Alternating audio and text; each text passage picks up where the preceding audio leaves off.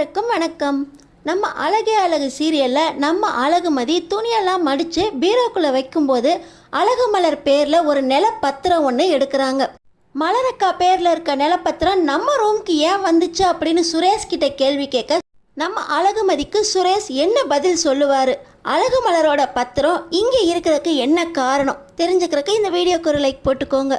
So பார்த்தீங்கன்னா சுரேஷ் நம்ம அழகுமதிக்கிட்ட ஒன்று எனக்கு சுத்தமாக பிடிக்காது, ஆனாலும் இந்த கேஸ் வாபஸ் வாங்கிடுவ, எனக்கு மறுபடியும் போலீஸ் வேலை கிடைச்சிரும்னு நான் உனக்கு கல்யாணம் பண்ணிக்கிட்டேன் அப்படின்னு நம்ம அழகுமதிக்கிட்ட சொல்ல, நான் கல்யாணத்துக்கு முன்னாடி வாக்கு கொடுத்தேனா, எங்கள் அப்பா சொன்னாரா, எங்கள் அம்மா சொன்னாங்களா அப்படின்னு நம்ம அழகுமதி கேள்வி கேட்டுக்கிட்டே துணியெல்லாம் மடித்து வைக்க, திமிரு பிடிச்ச உங்ககிட்டலாம் பேசுகிறதே தப்பு அப்படின்னு செம கோவத்தை பீரோவை ஒரு இடிச்சுட்டு நம்ம சுரேஷ் பார்த்திங்கன்னா அங்கேருந்து கிளம்பி போயிடுறாரு.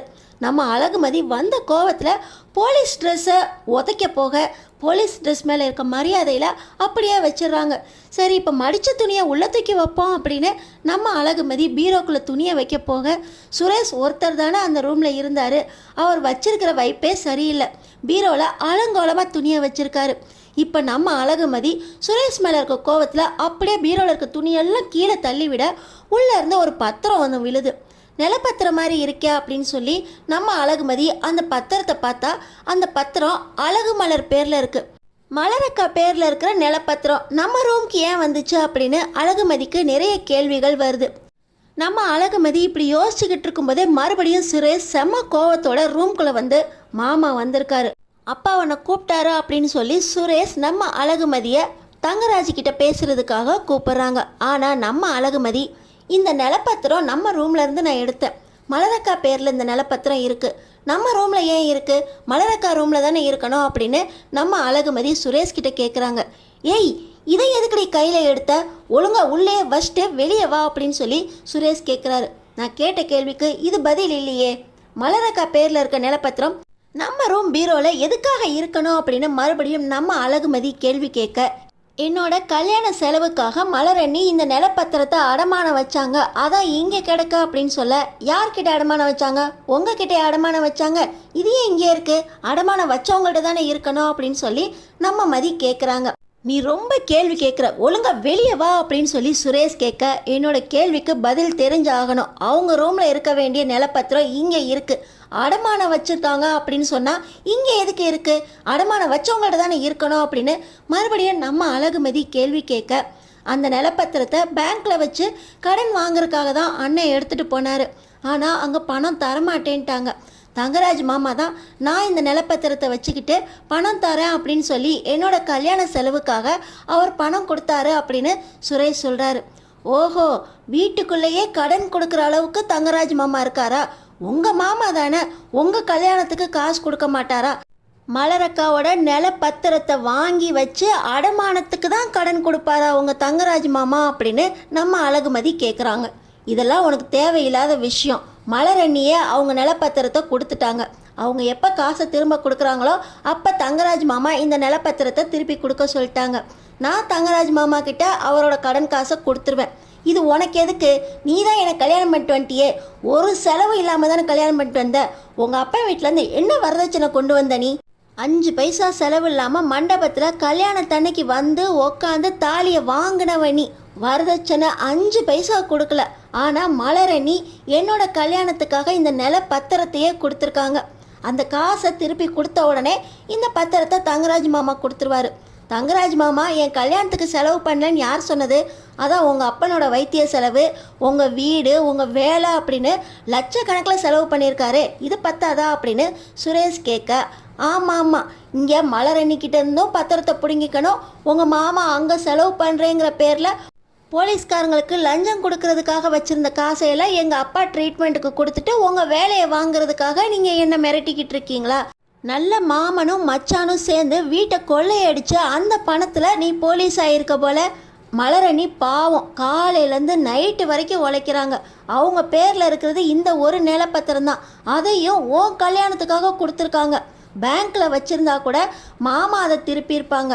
பாக்கியராஜ் மாமாவும் பணம் தர முடியலன்னு சொன்னோன்னே அவங்களையும் ஏமாற்றி நிலப்பத்திரத்தை நீங்களே வச்சுக்கிட்டு பணத்தை கொடுத்துருக்கீங்களா? நான் இப்போயே மலரக்காட்ட போய் இந்த பத்திரத்தை திருப்பி கொடுக்க போகிறேன் அப்படின்னு சொல்ல, தங்கராஜ் மாமா வெளியே தான் இருக்காரு. அவர் வந்தார்னா நடக்கிறதே வேற.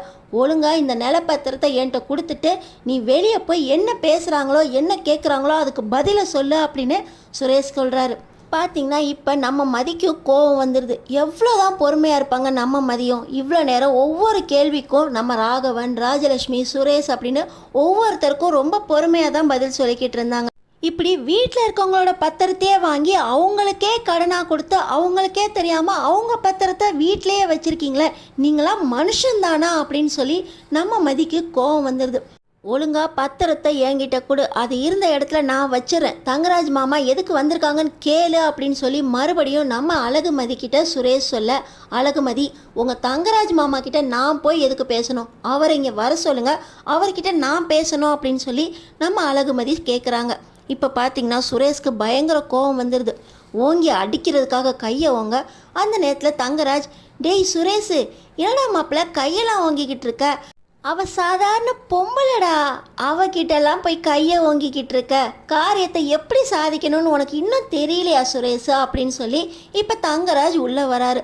நம்ம அழகுமதி பத்திரத்தோடு நிற்கிறத பார்த்து, இதென்ன பேப்பர் கையில் வச்சுருக்க, நான் சொன்ன மாதிரி எழுதிட்டியா, கேஸை வாபஸ் வாங்குறதுக்கு முன்னாடி என் மேலே தான் தப்பு அப்படின்னு எல்லாத்தையும் எழுத சொன்னேனே, எழுதிட்ட போலையே, என்ன ஆச்சு கொடு நான் பார்க்குறேன் அப்படின்னு சொல்லி அந்த பத்திரத்தை கேட்க நம்ம அழகுமதி அழகுமலர் பேரில் இருக்க நிலப்பத்திரத்தை அப்படியே தங்கராஜுக்கு காட்டுறாங்க. அதில் அழகுமலர்னு பேர் போட்டிருக்கதை பார்த்து, இது என்ன நிலப்பத்திரம் மாதிரி இருக்குது, மலர் பேரில் இருக்கே அப்படின்னு தங்கராஜ் கேட்க, ஆமாம் உங்களுக்கு இதெல்லாம் ஞாபகம் இருக்காதே, மலர் அக்காட்ட இருந்து நிலப்பத்திரத்தை வாங்கி நீங்களே பேங்க்லேருந்து கடன் கொடுக்குற மாதிரி கொடுத்துருக்கீங்க, இந்த பத்திரத்தை ஒழிச்சு வச்சு கடனை திருப்பி கொடுத்ததுக்கப்புறம் கொடுக்க சொல்லியிருக்கீங்க, நீங்களாம் இந்த வீட்டு மாப்பிள்ளை, உங்களுக்கு இந்த வீட்டில் மரியாதை கொடுக்குறாங்க அப்படின்னு நம்ம அழகுமதி சொல்லிக்கிட்டே பத்திரத்தை ஒழிச்சிடுறாங்க.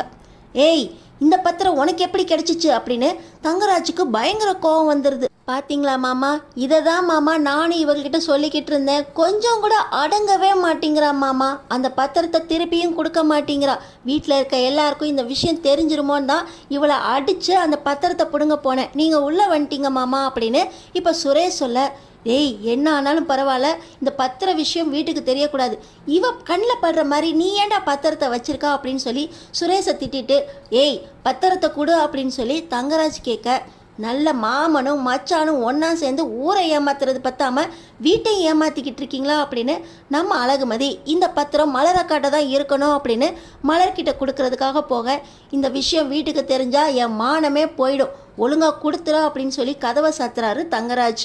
இப்போ ரூம்குள்ளே உள்ளே போன தங்கராஜ் ஏன் கதவை பூட்டினாரு அப்படின்னு ராஜலட்சுமிக்கும் ராகவனுக்கும் சந்தேகம் வந்துடுது. இது எதுவும் பெரிய பிரச்சனையாக இருக்க போதோ, இந்த போலீஸ் வேலைக்காக மறுபடியும் அழகுமதியை மிரட்டுறாங்களா, நம்ம எல்லாரும் ஹாலில் வச்சு பேசலாமே இந்த விஷயத்த அப்படின்னு சொல்லி ராஜலட்சுமி கதவை தட்ட, இவங்க 3 பேரும் கதவை திறக்கிறதா வேண்டாமா அப்படின்னு இருக்க, தங்கராஜ் கதவை லாக் போட போக அழகுமதி, அத்தை கதவை திறக்க மாட்டாங்க அத்தை அப்படின்னு சவுண்டு கொடுக்குறாங்க. பார்த்தீங்கன்னா ராஜலட்சுமி, மாப்பிள்ள கொஞ்சம் வெளியே வந்து பேசுங்க மாப்பிள்ள, உள்ளே வச்சு பொண்ணெல்லாம் மிரட்டாதீங்க அப்படின்னு அவங்க சொல்ல, இப்போ தங்கராஜ் என்ன பண்ணுறதுனே புரியாமல் கதவை திறந்துடுறாரு. இப்போ 3 பேரும் வெளியே போக நம்ம அழகுமதி கையில் இருக்க அந்த அழகு மலரோட நிலப்பத்திரத்தை ராஜலட்சுமி கிட்ட கொடுக்குறாங்க. உங்களுக்காக தானே கல்யாண செலவுக்குன்னு மலரக்கா இந்த நிலப்பத்திரத்தை கொடுத்தாங்க, இங்கே தங்கராஜ் என்ன பண்ணியிருக்காரு பார்த்தீங்களா, பேங்க்கில் இந்த நிலப்பத்திரத்துக்கு காசு கொடுக்கல அப்படின்னு சொல்லி இவரே அடமானம் வாங்கி காசு கொடுத்துருக்காரு, இந்த வீட்டையே இவர் ஏமாத்திருக்காரு, உங்களுக்கே கடன் கொடுத்து அது தெரியாத அளவுக்கு சுரேஷும் உதவி செஞ்சுருக்காரு, இந்த நிலப்பத்திரம் மலரக்காவோடுதா அப்படின்னு சொல்லி நம்ம அழகுமதி ராஜலட்சுமி கிட்ட கொடுக்க, அந்த பத்திரத்தை வாங்கின உடனே ராகவனுக்கோ, மாப்பிள்ள நீங்களா மாப்பிள்ள எங்கள் குடும்பத்தை ஏமாத்துனீங்க, குடும்பத்துக்காக நீங்கள் என்னென்னவோ செஞ்சீங்களேன்னு ரொம்ப பெருமைப்பட்டுக்கிட்டு இருந்தேமே மாப்பிள்ள அப்படின்னு ராகவனும் தங்கராஜை பேச, தங்கராஜோட முகம் குனிஞ்சு போயிடுது.